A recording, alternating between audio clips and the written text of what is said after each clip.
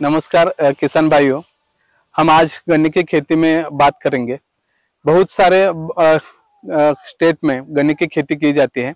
उस गन्ने की खेती करते समय बहुत सारे लोगों का, किसान लोगों का एक प्रोग्राम होता है कि हम कम से कम 500 क्विंटल तक जाना चाहिए, 600 क्विंटल तक जाना चाहिए। लेकिन हम महाराष्ट्र में, वेस्टर्न महाराष्ट्र जो है, उस वेस्टर्न महाराष्ट्र में बहुत सारे किसान हैं, 1000 क्विंटल के ऊपर पैदावार निकलते हैं। ये कैसा कंप्लीट हो सकता है, इसके बारे में आज के प्रोग्राम में बात करेंगे। क्योंकि गन्ने के अलग अलग किस्में उस किस्म के हिसाब से भी ज्यादा पैदावार निकल सकते हैं। लेकिन क्या होता है कि उसमें अपनी जमीन किस तरीके से है, उसमें जलवायु किस तरह से रहता है, बाद में वो जमीन की जुताई किस तरह से होती है, उसमें उर्वरक की मात्रा किस तरह से दी जाती है, बाद में वो ड्रिप सिंचाई होती है क्या, किस तरह से पानी की सुविधा किस तरह से देते हैं, ये सब देखना पड़ता है। उसके बाद ही आपको ज्यादा पैदावार निकल सकते हैं। ये पैदावार ज्यादा निकलने के लिए हम 3 प्रोग्राम करते हैं। आइडियल फाउंडेशन की तरफ से हम जो काम करते हैं, पूरे भारत में काम करते हैं। उस काम करते समय हम 3 प्रोग्राम करते हैं।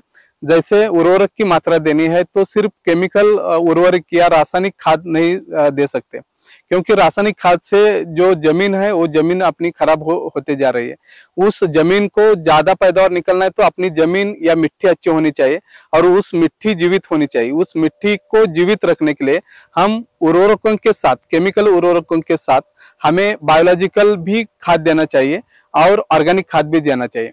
ये तीनों का कॉम्बिनेशन करके हम दे देंगे तो आपको जमीन अच्छी तरह से जीवित रह जाएगी और मिट्टी जीवित रहने के बाद आपको जो भी खाद डालना है या कोई बायो फर्टिलाइजर है, बायोलॉजिकल एजेंट है, बैक्टीरियाज है, वो अच्छी तरह से जीवित रहेंगे तो आपको कम से कम मात्रा में, कम खर्च में आपको गन्ने की खेती में आपको कम से कम 500 क्विंटल से लेकर 1000 क्विंटल तक आपको पैदावार हो सकते हैं। लेकिन दूसरी एक बात है कि आपको खेती करते समय, गन्ने की खेती करते समय आपको उसका सीजन पहला पता होना चाहिए, कौन से सीजन में गन्ना लगाना चाहिए। बहुत सारे लोग महाराष्ट्र में हम आड़साली गन्ना लगाते हैं। आड़साली का मतलब ये होता है कि जून, जुलाई, अगस्त में गन्ना लगाते हैं।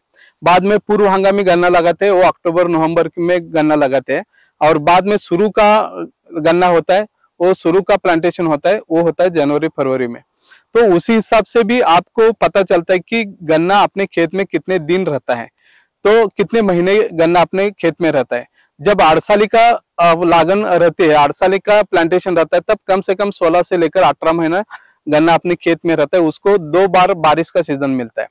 पूर्व हंगामी जो गन्ना रहता है उसको 12 से 13 महीने का टाइम मिलता है, उसको 1 बार बारिश मिलती है। लेकिन शुरू का जो गन्ना रहता है उसको 12 से 13 महीना मिलता है, लेकिन उसको ज्यादा टेम्परेचर का समय ज्यादा मिलता है। उसके कारण आपको शुरू का जो सीजन है उसमें पैदावार कम निकलती है। लेकिन अगस्त में जो प्लांटेशन होता है, आड़साली में जो प्लांटेशन होता है, उसमें ज्यादा पैदावार निकलती है। ये करते समय आपको कई बाकी चीजों के ऊपर भी ध्यान देना चाहिए, जैसे कि अपने दवा का छिड़काव करना है, उर्वरक की मात्रा देनी है, बाद में पानी का नियोजन करना है। ये सब एक साथ करेंगे। साथ में साथ आपको कहीं बीमारी का भी कंट्रोल करना है, कहीं कीड़ का कंट्रोल करना है। जैसे कि स्टेम बोरर है, स्टेम बोरर जैसी जो कीड़ है उसमें बहुत सारा नुकसान किसान लोगों का होता है, तो उसके ऊपर भी ध्यान देना चाहिए।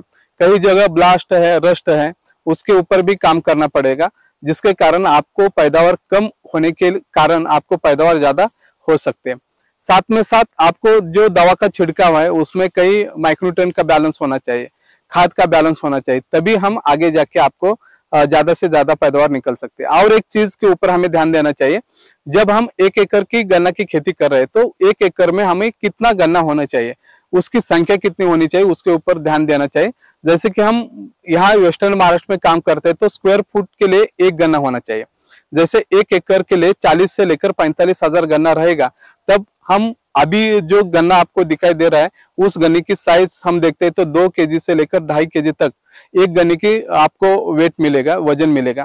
तो ऐसे 40 से 45 गन्ने 1 एकड़ के खेत में रहेंगे तो आपको 800 से लेकर 1000 क्विंटल तक आपको गन्ने का पैदावार निकल सकता है।